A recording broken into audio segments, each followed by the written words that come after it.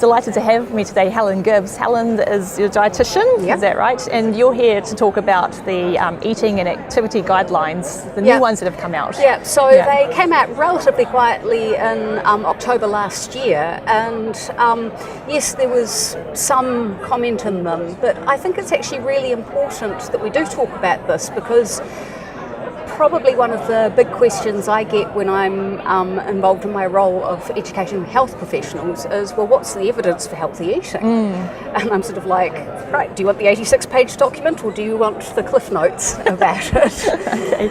All right. And you've been met with some challenges of these new guidelines. Yeah, I mean, the obvious one is that carbohydrate is demonised in the media, and there are people like Professor Grant Schofield, who's a very highly regarded researcher, who is pushing the high-fat, low-carbohydrate message. And there is why is that not in, why are you guys still promoting carbohydrate and not, and demonising fat when, it must be evidence-based now about the high-fat, low-carbohydrate. And actually, I'm having to say to people, no, the evidence isn't in. And so then they go, but why is it not in? I thought there was meta-analyses. And the problem is that with nutrition research, it's often very hard to get solid evidence. That's right. Yeah. I mean, particularly because we are reliant on often cohort studies and case control studies. You really don't want to try and do a randomised controlled trial of food, because how on earth do you blind to the different fats in a meal? Completely. Yeah. And very expensive if you have to do for more than half a dozen meals. You are dependent on your population actually following your advice. And also, if you're thinking about how you get the information about what people eat, you're doing things like food frequency questionnaires. Now, as a dietitian, I know that a food frequency questionnaire is hugely influenced by what you ate last week. And so if you're having to say, well, what is your typical eating behaviour in the last year, what you ate in the last weeks can have far more impact. Completely. And I mean, for example, today we're eating conference food. And I must say, they've done a really good job with the conference food.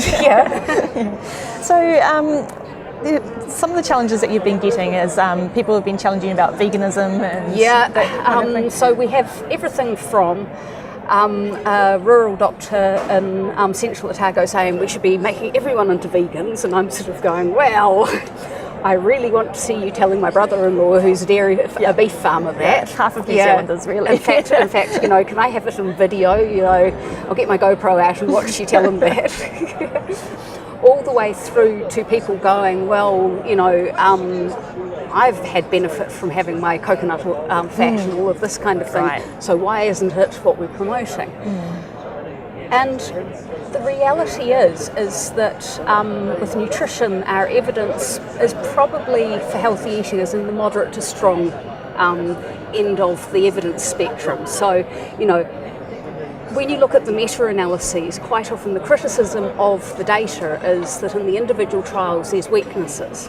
But when you merge those trials together, they sufficiently sort of cancel out each other's problems that you can say, okay, we've shifted to the moderate to strong.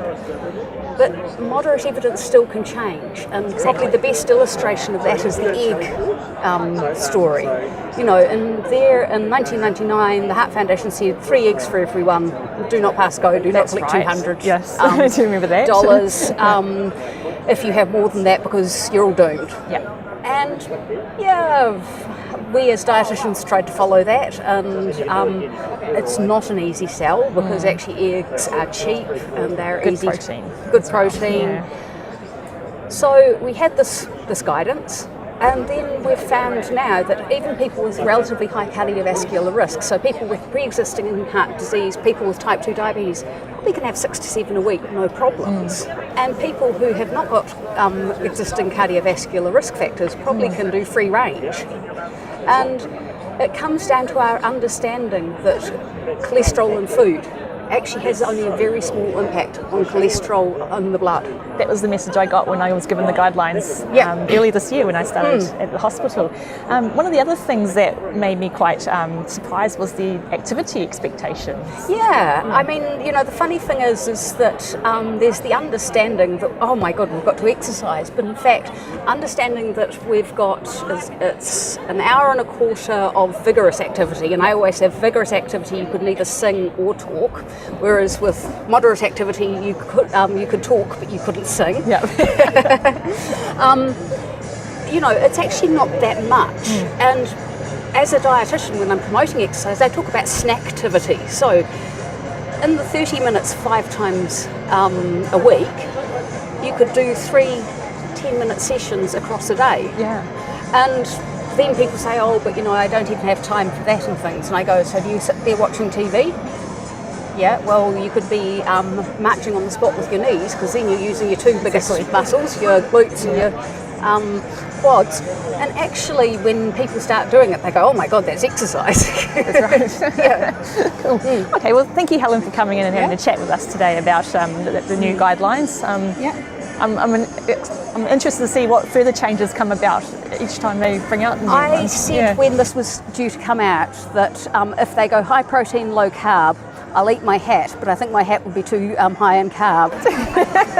Well, let's wait until then. Okay, thank you.